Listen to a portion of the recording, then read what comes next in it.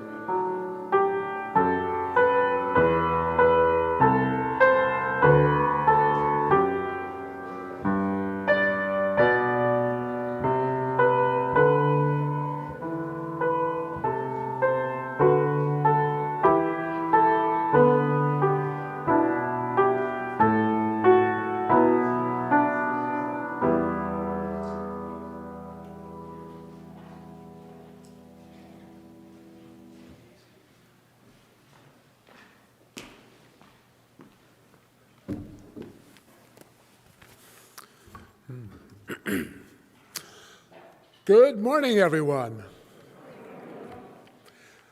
My name is John, and I'm delighted to be your worship associate this morning. Welcome to everyone present in Worship Hall this morning, and to those of you taking part via electronic streaming from your home or wherever you may be. We acknowledge that our FirstU campus is located on traditional, unsurrendered, and unceded Algonquin Anishinaabe territory, and that the work of reconciliation is a responsibility of our congregation and of all Canadians. Our goal is to educate ourselves and all who have ears to hear, to be of service to those who are at risk and to advocate for justice. Do take care and take advantage of online opportunities at FirstU to stay in touch during this time. If you are new to FirstU and would like to learn more about us, please contact us through our email at welcome@firstunitarianottawa.ca.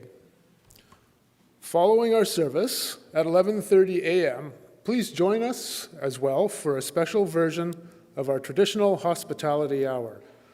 You will find the Zoom link on our website at www.firstunitarianottawa.ca or in our weekly email newsletter, the EUU.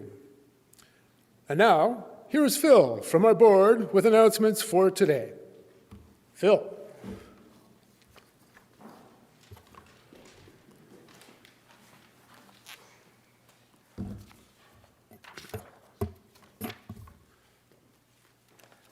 Thank you. Lots of announcements, but they're short.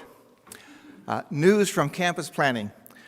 Our consulting group, CADCO, has presented their report to the board and the campus planning committee.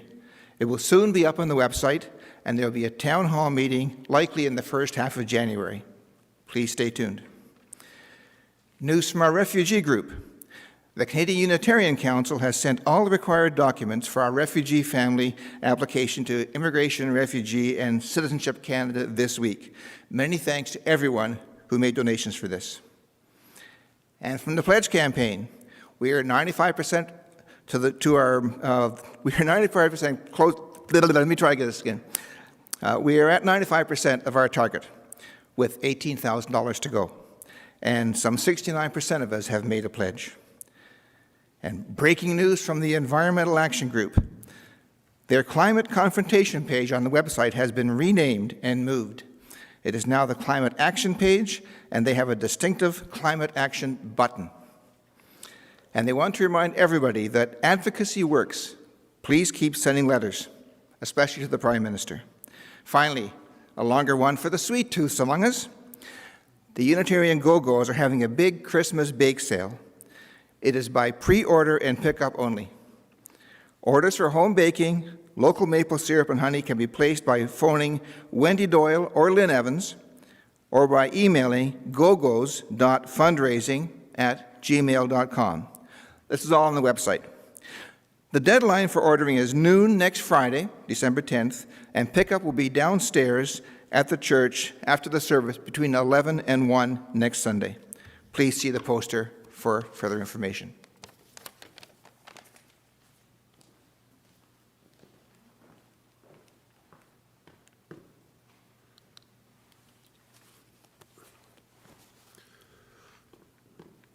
During the continuing responses to COVID, we encourage you to sign up to receive the EUU, our weekly email newsletter. Check our Facebook page and our web page for notices and updates. Our calendar is as full as ever, albeit much of it is online now. Whatever your heritage, whatever your faith, whomever you love, and however you identify, today you are a part of our spiritual community.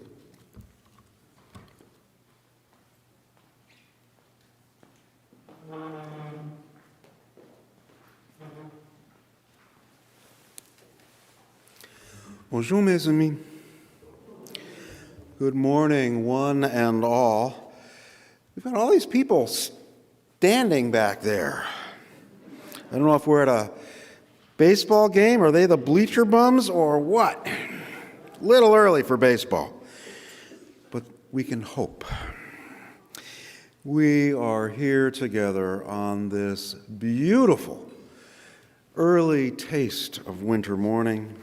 I'm the Reverend Eric Meter, and I am honored to serve this faith community as its lead minister. We light our chalice this morning to these words, adapted from those by Teresa Soto. There must be fuel. There must be a spark, and there must be oxygen. We have principles and ethics, the fuel of the fire we would light. The spark is what passes between us, along with our aliveness, our possibility. Spirit moving in us is our clear invitation, embossed, addressed, sealed with wax, tied with ribbon. The spark is a seed of fire that must be treasured and tended, that it may bring the light. We have passion, the air without which nothing thrives, least of all the blaze of covenant, justice, and kindness we would illuminate, both with who we are and what we do.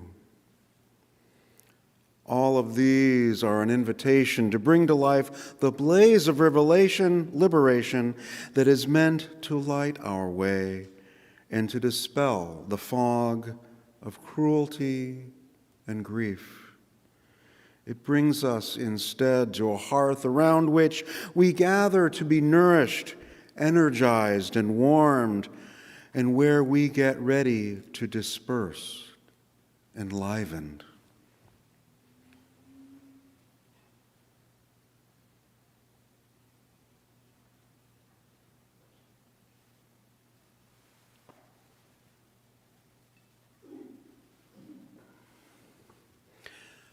Our chalice is lit, and now our opening song for the season of preparation of Advent, O come, Emmanuel.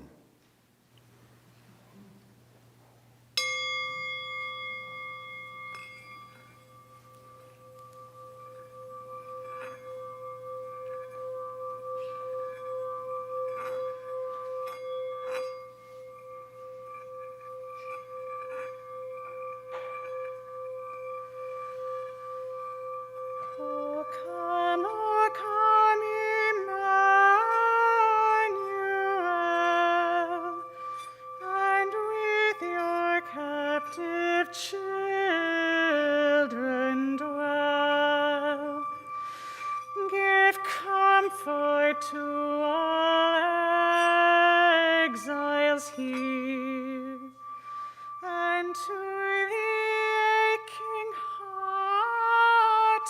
good cheer. Rejoice, rejoice, Emmanuel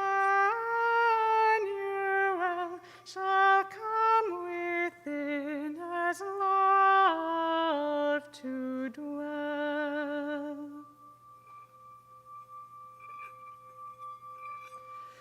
Oh, come, you splendor very bright, as joy that never yields to might.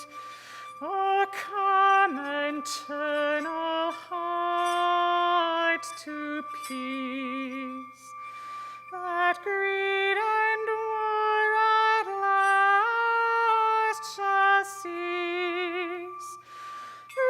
Rejoice, rejoice, Emmanuel shall come within as truth to dwell.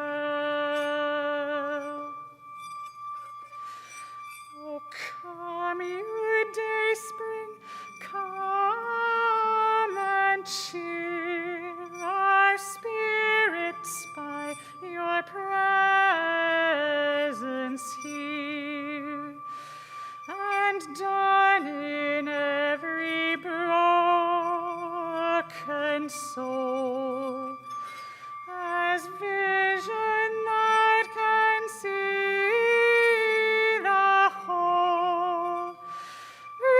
Rejoice, rejoice, Emmanuel shall come within as light to dwell. Oh, come, you wisdom from on high, from depths that hide within a sigh, to temper knowledge with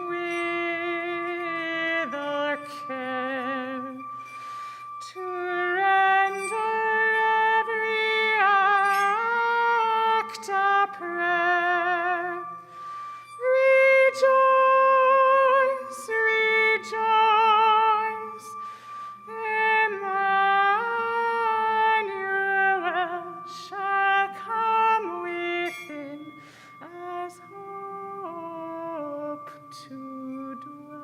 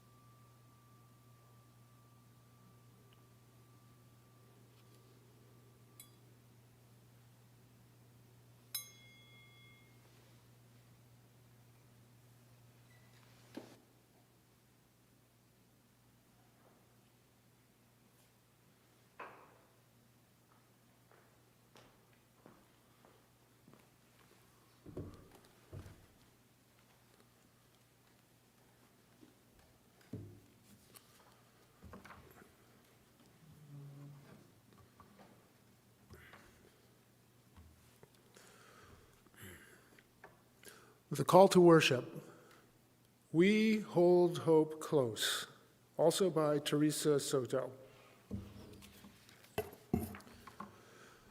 In this community, we hold hope close. We don't always know what comes next, but that cannot dissuade us.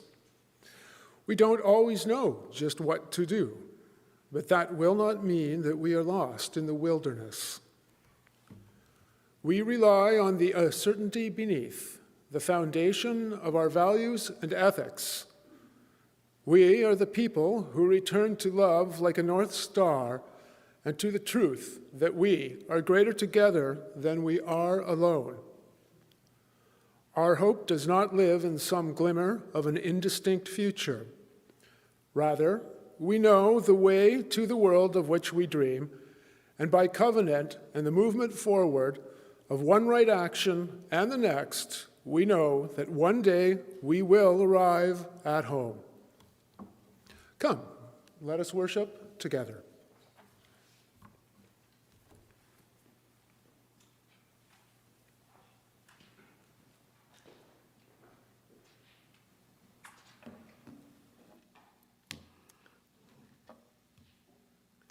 I am Reverend Ellen Bell. I'm the spiritual care visitor for this congregation. At this time in each service, we have an opportunity for people to express their personal joys and sorrows. We do this by putting stones in water and allowing the ripples to send the messages to the universe where we may either congratulate or commiserate.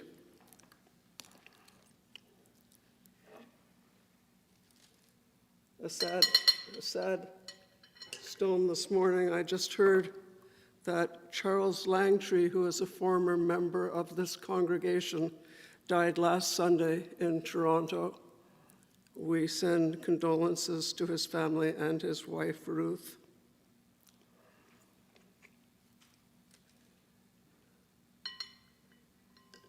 The 2nd of December was the 2nd anniversary of Marilyn's death, and we like to celebrate her life.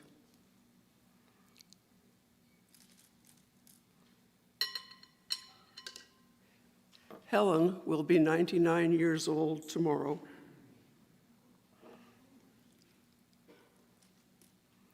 I'm going to put 2 stones, one sad and one happy. This comes from my fetish of listening to the news.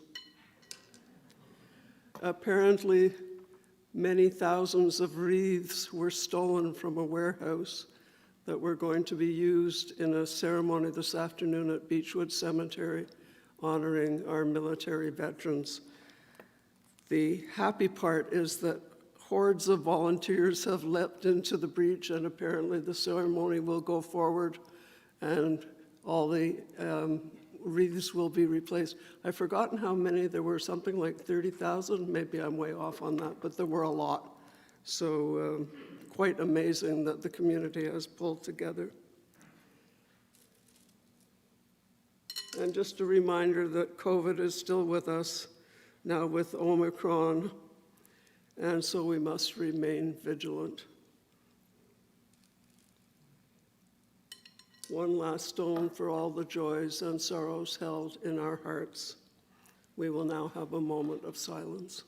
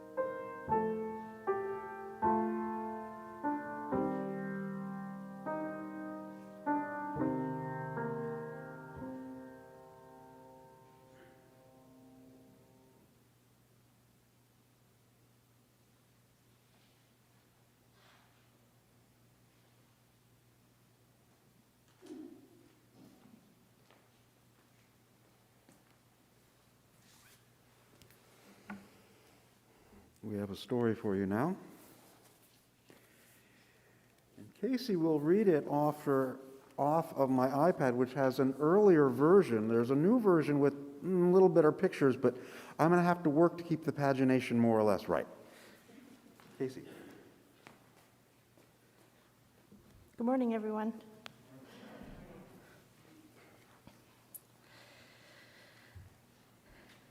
Liza and Jeremy, the twins, were asleep one calm night. Suddenly it began to rain very hard.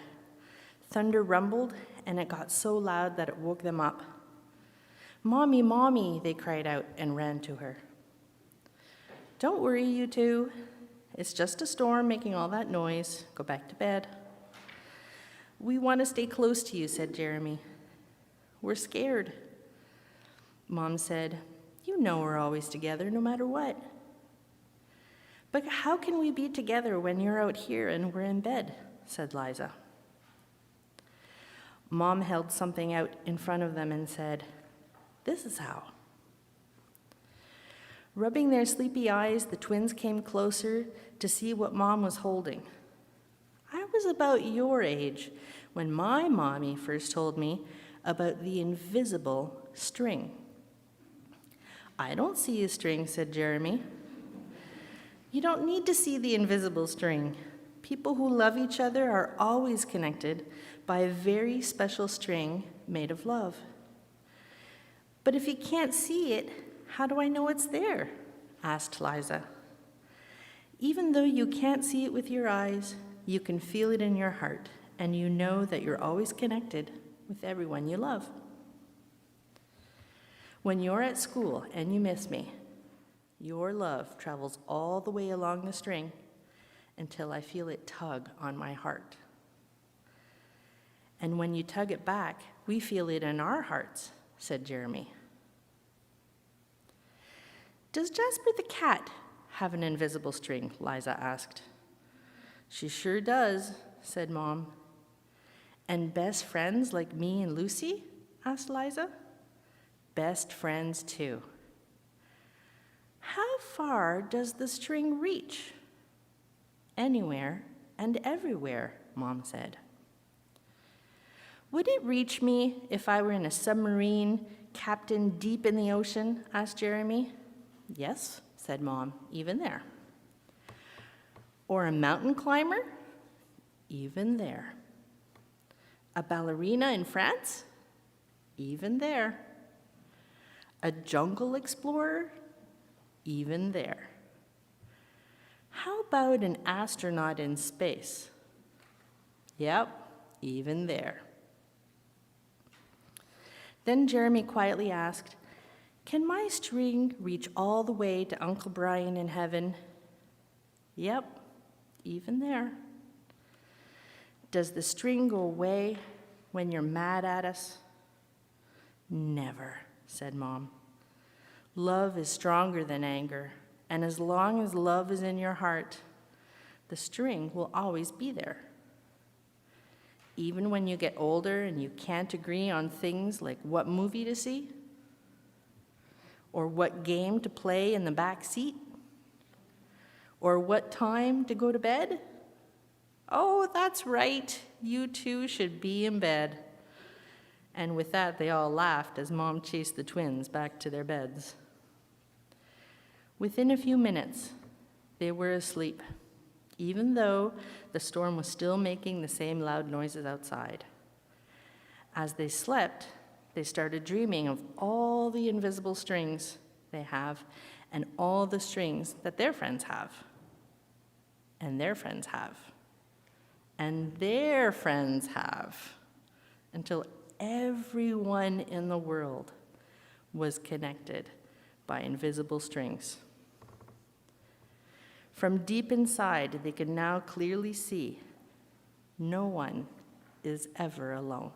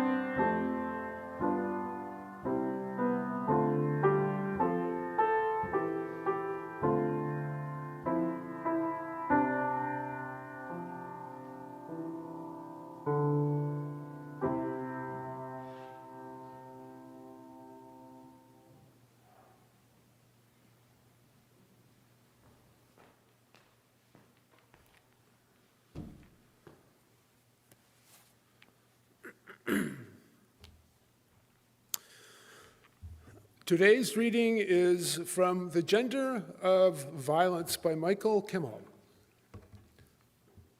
We have to protect women from a culture of violence that so often targets them. But we also have to protect boys from a culture of violence that exploits their worst tendencies by reinforcing and amplifying atavistic values of masculine mystique. After all, it is men who are overwhelmingly the victims of violence, just as men are overwhelmingly its perpetrators. Often, biological explanations are invoked as evasive strategies. Boys will be boys, we say, throwing up our hands in helpless resignation.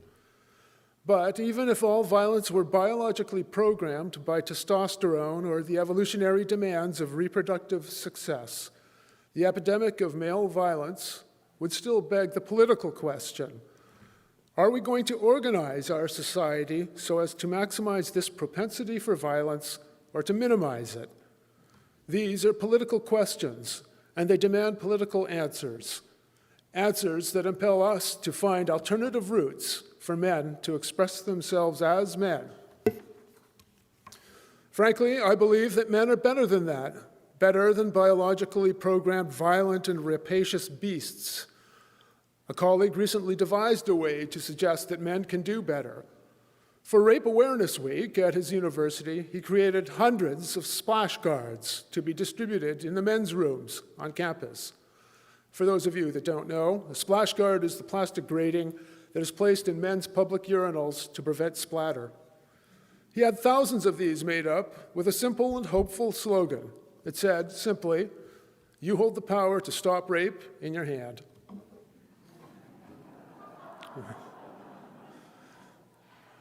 I believe that we can also do far better than we have in reducing violence in our society and in withdrawing our tacit, silent, and thereby complicit support for it. When right-wingers engage in this sort of male bashing, asserting that men are no better than testosterone-crazed violent louts, and that therefore women must leave the workplace and return home to better constrain us, most men know these slurs to be false. But they are false with a ring of truth to them. Because as long as men remain in their postures of either silent complicity or defensive denial, one might very well get the idea that we do condone violence. Until we transform the meaning of masculinity, we will continue to produce that falseness, with continued tragic consequences.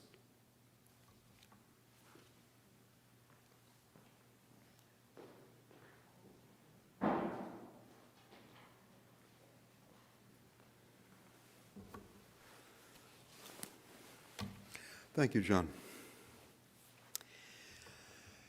We all have stories we carry with us. Those we tell widely, those we share only with a select few, and those we keep locked away in our hearts. Today we pause as the preparations for the Christmas season get underway to honor 14 voices that were cut off from us long before their time. The murder of 14 female students at Montreal's École Polytechnique 32 years ago tomorrow shocked this nation and remains very much alive in our memories. Shortly, men from this faith community, who I so unfairly called the bleacher bums earlier, will come forward as a litany of these women's names are read. Each woman will be honored by a single white rose. As such, today's reflections may be difficult to hear. For some, what is said may prove triggering. Take care of yourselves this morning and always. I, for one, do not know how to end violence. I don't know how to end violence against women. But I do know that violence against women is not just a woman's issue. It is a human stain that affects us all. So I was grateful to the point of tears when the men of this community let me know that they expected to stand before you this morning to give the respect they felt due to those lost 32 years ago now. In the last generation or two, there has been a greater willingness to talk about violence against women, or to put it more honestly, male violence against women. Each situation is unique, and still there are commonalities between these situations, these stories that resonate with the same pitch, the same sound, or echoes. My sense is that the shootings at the École shocked so deeply because in the aftermath, Canada, at least in parts, felt stripped of its innocence. And with that veneer cast aside, perhaps it has been easier to talk about what the causes of such violence may be. The terrifying powerlessness and the desperate shame that underlie much of misogyny. What I do know is that we're better when we feel able to share our stories with one another. When men are willing to come forward and say to one another, "You are talking about my sister, my wife, my daughter, and I will not have you treat her that way. And frankly, it shouldn't matter who she is to me. She's a person." That should be enough. When we are able and do hold one another accountable, then I find hope that one day, even though it may be years and years from now, we will finally be able to say no more. As I said before, we all have our stories.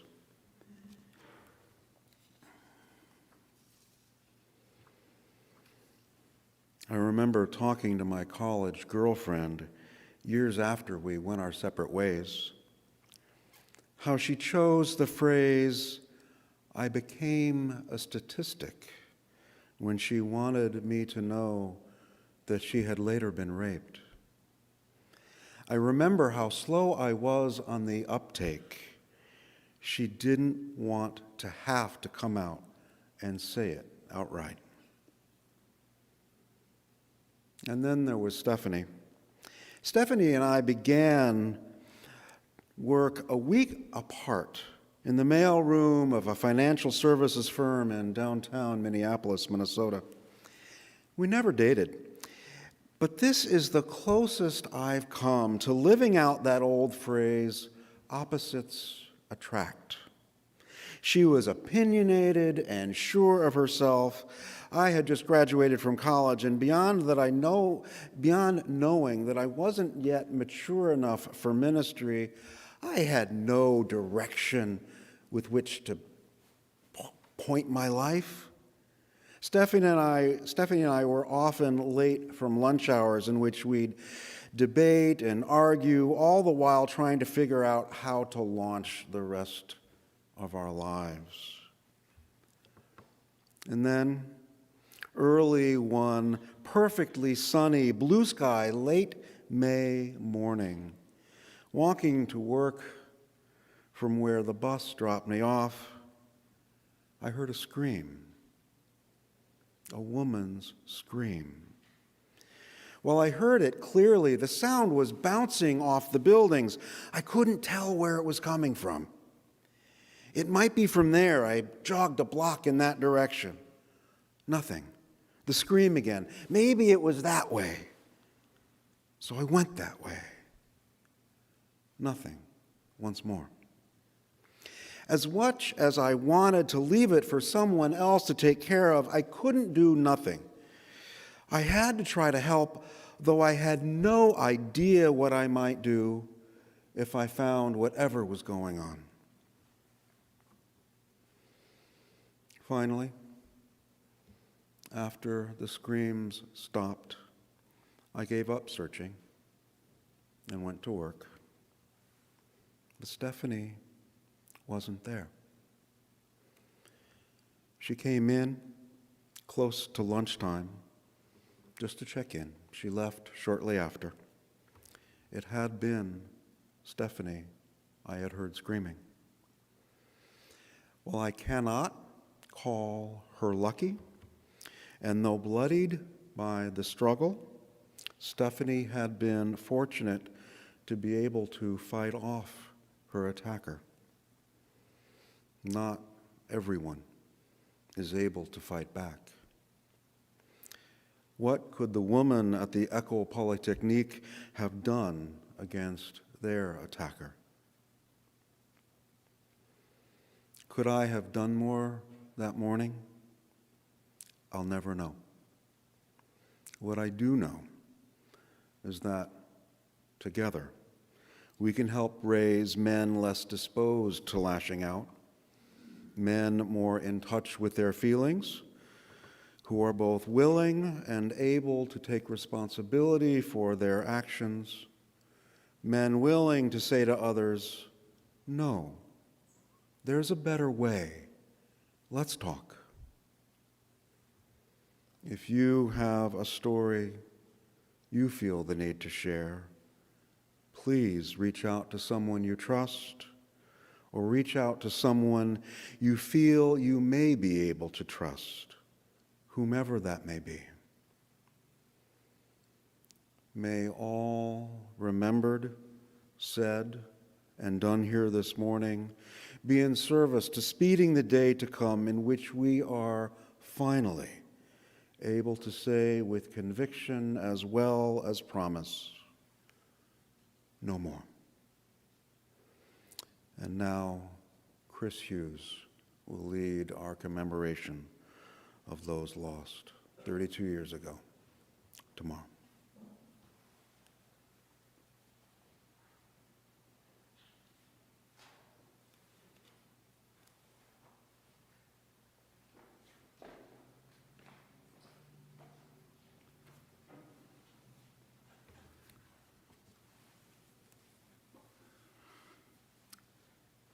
Good morning.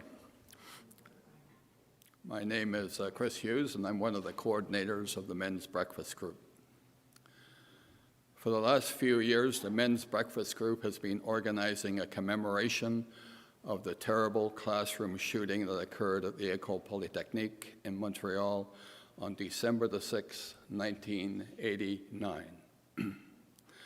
This horrible event was made even more shocking because a disturbed individual took a deliberate action to send the men out of the classroom and then proceed to shoot the remaining women because of his hatred of feminism.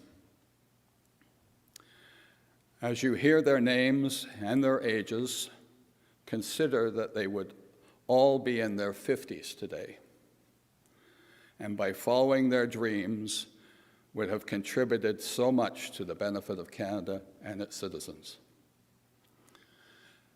As shocking as it is to see such hatred in the world, it did inspire the École Polytechnique to form the Order of the White Rose in tribute to the victims. The order raises funds to provide a $30,000 scholarship, which is awarded annually to a woman engineering student anywhere in Canada who wishes to enroll in graduate studies in engineering at the institute of her choice, anywhere in the world. In addition, engineering students at the Polytechnique also created and operate a nonprofit organization called the Polytechnique, which provides science experiences to 20,000 young people each year. December the 6th has also been declared the National Day of Commemoration and Action on Violence Against Women, and gives us the opportunity to consider how we can reach Each contribute to positive efforts to eliminate the stain on our society. A white rose, the symbol adopted for the ceremony, will be placed for each of the 14 young women who died that day. These are their names.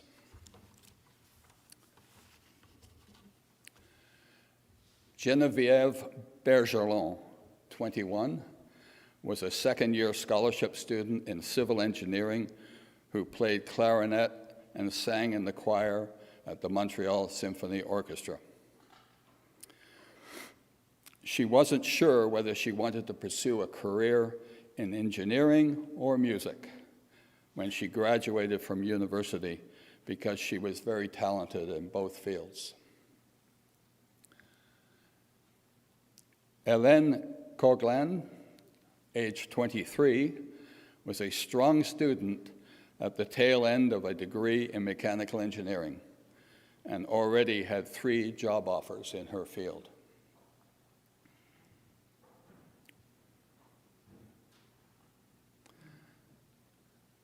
Barbara Kluznik-Widajewicz, age 31, spoke 5 languages, was outgoing and friendly, was a first-year nursing student at the Université de Montréal who had given up her career as an economist to take up nursing.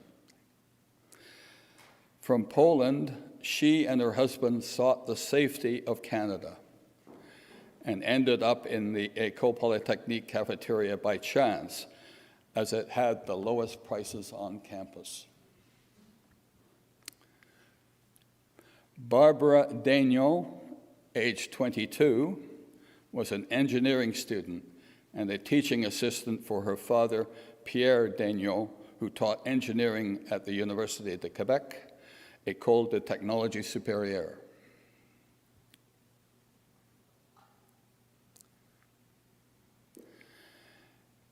Anne-Marie Edward, age 21, was studying chemical engineering at the school and loved all sports, especially skiing.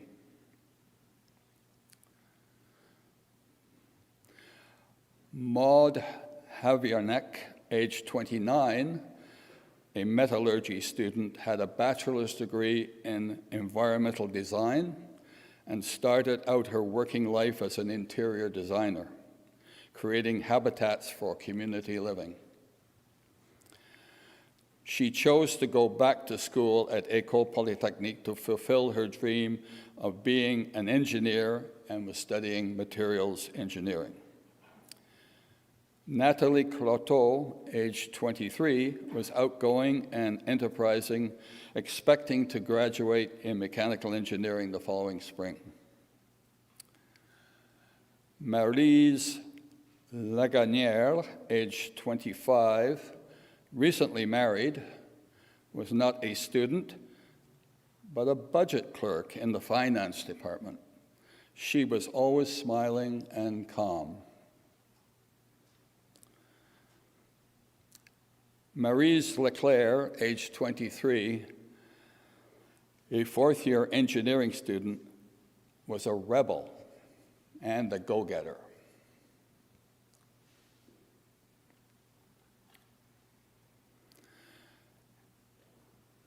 Anne-Marie Lemay, age 22, wanted to go into healthcare, but ultimately chose to study mechanical engineering, in large part because of a close friend who lost the use of his legs. Lemay visited him weekly to help with his rehabilitation, and it was there that she realized the importance of mechanical devices.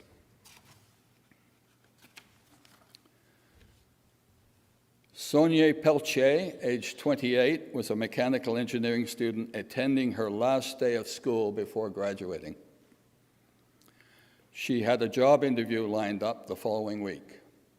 Quiet and undemanding, it was said she won every competition and secured every scholarship. Michael Richard, or Mimi, age 21, was a second-year metallurgy student who was brilliant, happy, and had a very calming presence. Annie Saint-Arnaud, age 23, was a dynamic student in her final class before graduating in mechanical engineering, involved in several student associations and participating in sports at the university.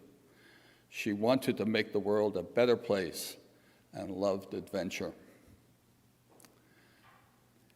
Annie Turcotte, age 20, who had been a straight A student in high school, won a bursary for women in science and taught swimming lessons in a summer camp for children with disabilities. She was in her first year of engineering studies, committed to nature and finding ways to protect the environment. Thank you.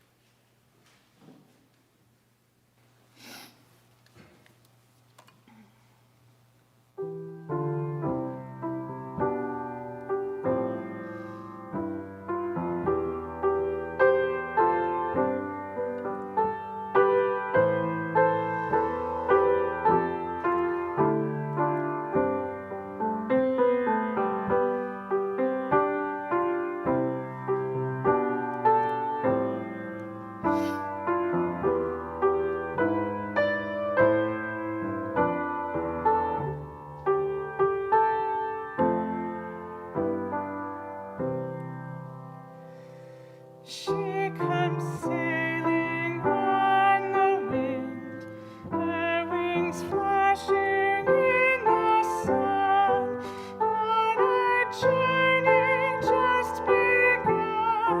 She flies on, and in the passage of her flight, her song rings out through the night. Full of laughter, full of light, she flies on.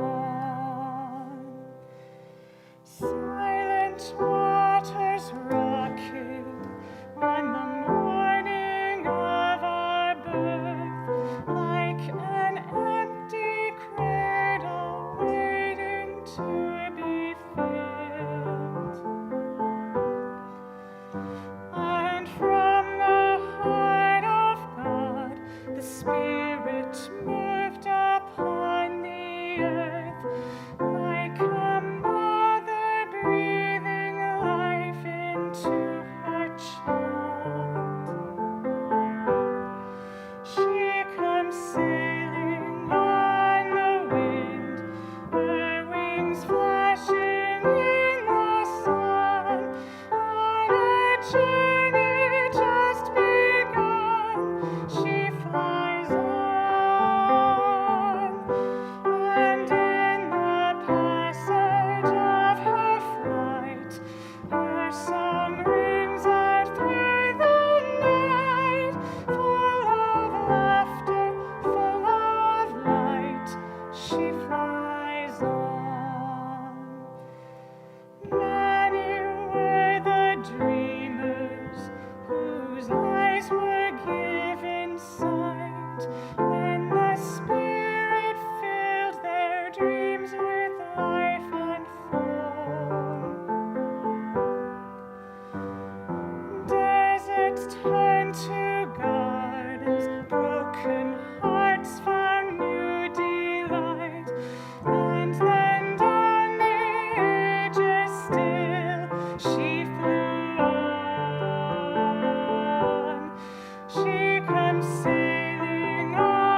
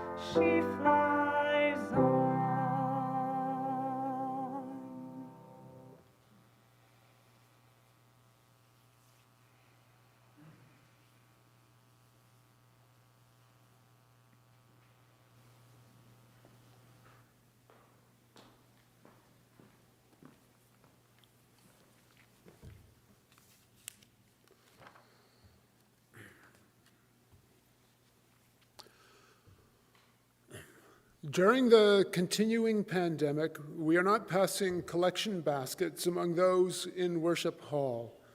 Instead, there are donation baskets available at the back of the hall. Please remember that our generosity is as needed today as ever and is even more gratefully received. For those of you watching this when and wherever you may be, you are invited to go to our website or contact our finance manager to find out how you might keep up with your pledge or make a donation. Our gifts are freely and gratefully received. We dedicate these gifts to the work of this community of faith, serving human wholeness, caring for the planet, upholding religious freedom, welcoming the stranger, loving one another. And now, an anthem for today.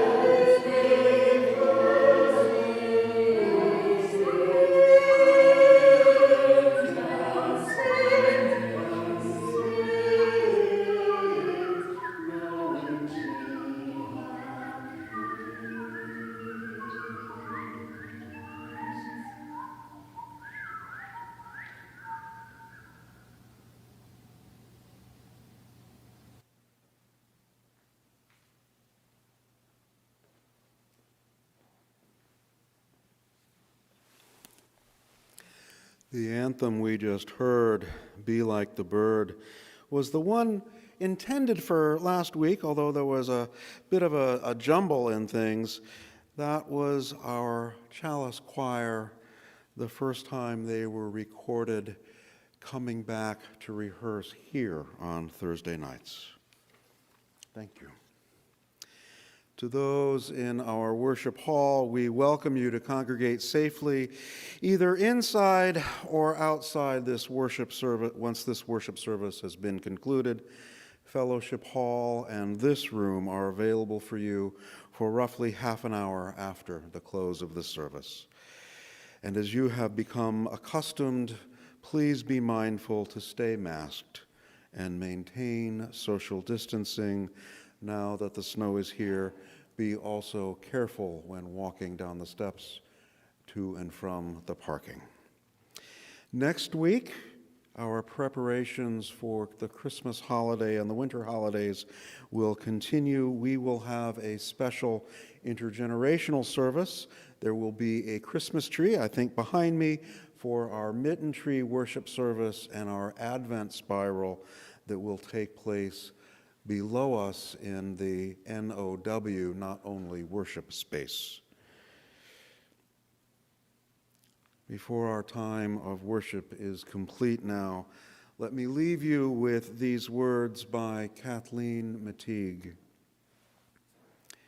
May the light around us guide our footsteps and hold us fast to the best and most righteous that we seek.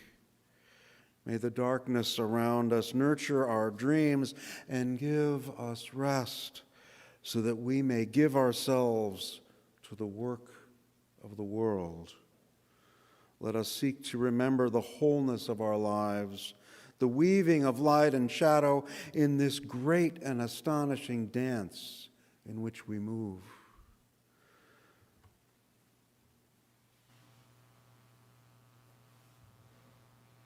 There's a prop I'm missing, so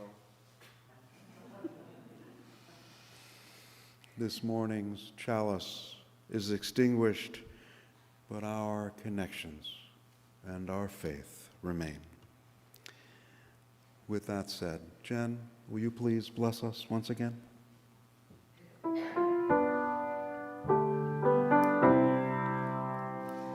Spirit of life, come unto me. Sing in my heart all the stirrings of compassion. Blow in the wind, rise in the sea. Cool domaine, vides bond de justice, danidima, ciel importe-moi, suicide vie, viens vers moi, viens vers moi.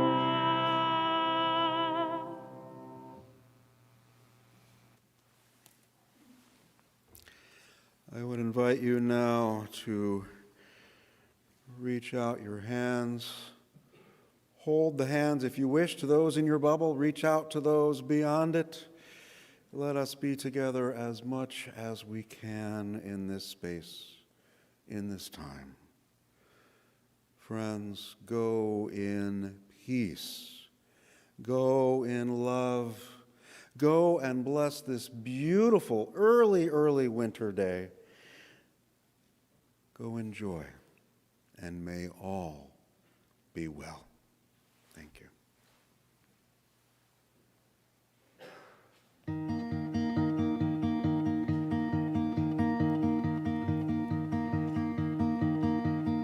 I bet when you see the ocean, you're drawn to the strength inside the waves. But if you get caught within the ocean, the undertow will let you lose your way.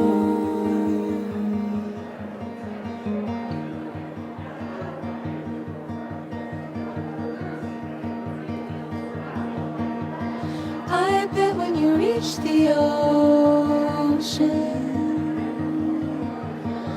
can't wait to sink your toes into the sand. Instead you will sink into the ocean and watch your heart move slowly from your hands. Oh.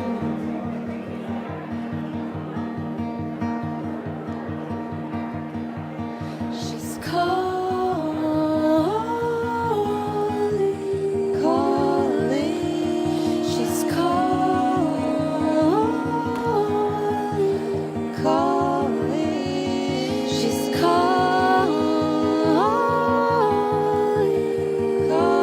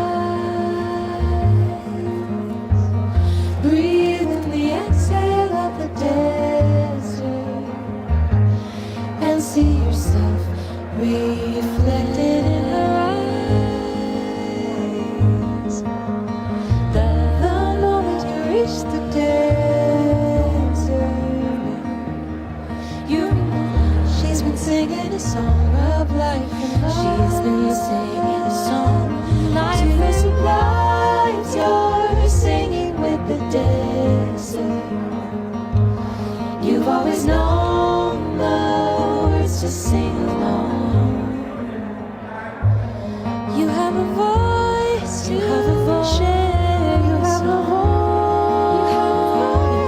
You're coming home where you belong.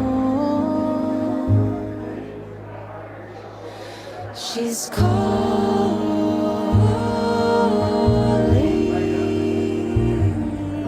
She's calling. Oh, she's calling.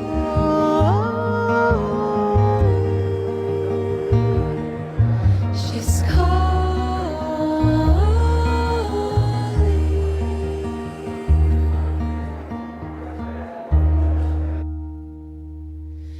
She's calling, calling. She's calling.